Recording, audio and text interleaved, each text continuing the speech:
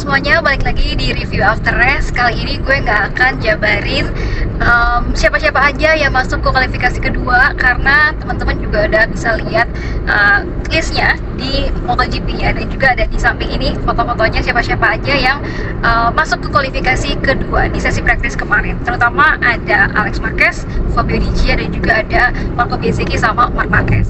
Nah, di review after race kali ini gue lebih akan infoin ke teman-teman gimana sih perasaan dari para pembalap ya yang kemarin udah menjalani sesi praktis dan juga FP1, dan juga apa aja sih curhatan mereka gitu ya ke teman-teman media. Nah, yang pertama ini ada Marc Marquez.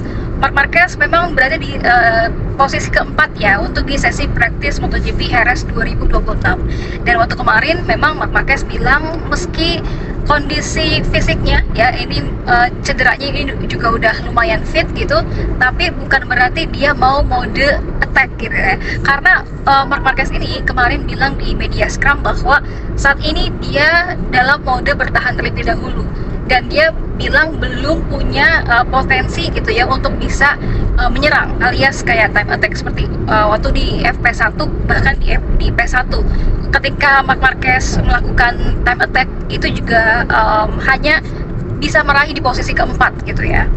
Dan Marc Marquez tapi bukan pesimis ya, tapi Marc Marquez ini bilang dia optimis kalau misalkan dia bakal meraih podium. Dan nanti kita lihat aja.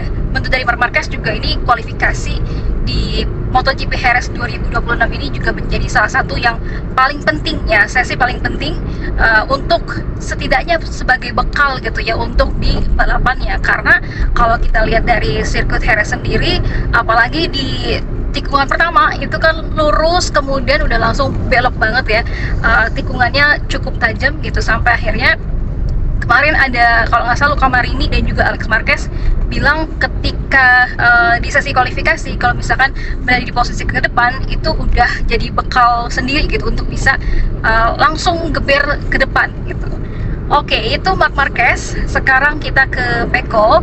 Pecco ini dia merasa bersyukur ya karena bisa langsung masuk ke kualifikasi kedua, dan di sesi praktis kemarin Pecco ini berhasil di posisi ke-6.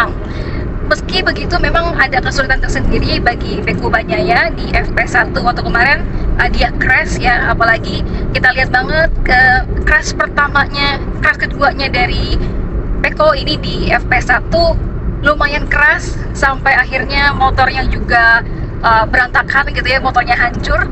Dan kalau kita lihat crashnya dari Pecco ini memang ban depannya ataupun kayak losing the front gitu ya, dari motor depannya itu kayak nggak bisa dikontrol dan juga nggak bisa belok sama sekali gitu.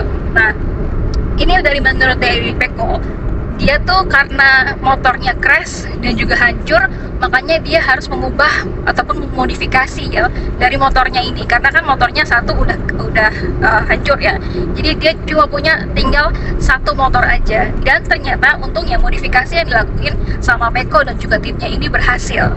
Jadi Pecco ini juga bisa langsung masuk ke sesi kualifikasi kedua. Oke, lanjut kita ke Marco Bezzecchi dari Aprilia. Marco Bezzecchi kalau kita lihat dari hasil sesi praktis waktu kemarin ya, ini benar-benar diapit oleh para pembalap Ducati gitu, karena pertama ada Alex Marquez, ada Fabio Di Gia, kemudian ada Marco Bezzecchi ketiga, kemudian juga ada Marc Marquez keempat gitu ya dari Ducati. Nah, kalau dari Marco Bezzecchi bilang bahwa Aprilia di tahun ini khususnya untuk di sirkuit Jerez itu benar-benar improve ya dibandingin dengan tahun lalu di tahun 2025, yang dimana waktu kemarin ketika Aprilia berada di Jerez 2025 itu struggle banget menurut dari Marco Bezzecchi, tapi di tahun ini itu mengalami improvement. Nah, ini banyak yang bilang, menurut dari Marco Bezzecchi ya, banyak yang bilang oh Marco Bezzecchi sekarang menjadi pembalap favorit gitu, karena Aprilia saat ini udah oke banget nih gitu, improvementnya luar biasa. Tapi menurut dari Marco Bezzecchi, coba lihat gitu ya kenyataannya pada di sesi hari Jumat, Alex Marquez dan juga Fabio Di Gia ini yang berada di atas gitu ya, berada di posisi pertama dan juga posisi kedua. Dan Marco Bezzecchi ini menyoroti bahwa performanya Alex Marquez ini juga cukup lumayan berbeda gitu ya, lumayan luar biasa juga, karena kalau dibandingin dengan 3 seri sebelumnya ini Alex Marquez kan nggak selalu berada di depan gitu, tapi kemudian khusus untuk di sesi Jerez ini dia benar-benar geber dari awal ya. Kalau misalnya teman-teman lihat waktu kemarin di FP1 dan juga sesi praktis, itu catatan waktunya merah semua tuh untuk Alex Marquez. Dan memang kalau kita ngomongin sirkuit Jerez dan juga Alex Marquez, ya ini adalah sirkuit favoritnya Alex Marquez banget gitu. Jadi ini juga satu keuntungan tersendiri ya buat Alex Marquez gitu. Oke, lanjut kita ke rekan satu timnya Marco Bezzecchi, yaitu ada Jorge Martin di Aprilia. Jorge Martin ini kena penalti ya, dia kena hukuman penalti 3 grid ataupun turun posisi 3 posisi gitu ya, nanti di starting grid dari balapan MotoGP Jerez 2026. Kenapa Jorge Martin dapat penalti? Karena ternyata di sini waktu kemarin di sesi praktis ya, Jorge Martin ini dianggap mengganggu dari Alex Marquez. Jadi itu kejadiannya ada di tikungan ketiga dan juga keempat di sesi praktis. Dan ini juga pelanggaran pertama yang dilakuin sama Jorge Martin di musim ini. Dan untuk penalti turun posisi 3 grid ini bukan di sprint race ya, cuma berlaku di balapan aja, di main race aja. Jadi untuk sprint race nanti ini Jorge Martin tetap berada di posisi nanti saat kualifikasi. Oke, tadi kita ngomongin pembalap yang ada di depan gitu ya, tapi ini adalah gue pengen bahas soal Fabio Quartararo. Fabio Quartararo ini frustasi banget dengan apa yang dia capai gitu ya hasilnya di sesi praktis. Karena Fabio Quartararo kemarin ada di sesi praktis ini posisi ke-17. Dan ketika di media scrum, ini Fabio Quartararo nggak bisa menyembunyikan kekecewaannya, menyembunyikan depresi dan juga kekesalannya gitu ya pada Yamaha. Karena Fabio Quartararo ini bilang bahwa mindsetnya ketika udah jeda panjang gitu ya, dari waktu kemarin di GP terakhir Austin sampai ke GP Jerez, ini kan ada 3 minggu lah gitu ya jedanya, dan dia berharap bahwa adanya improvement gitu dari Yamaha.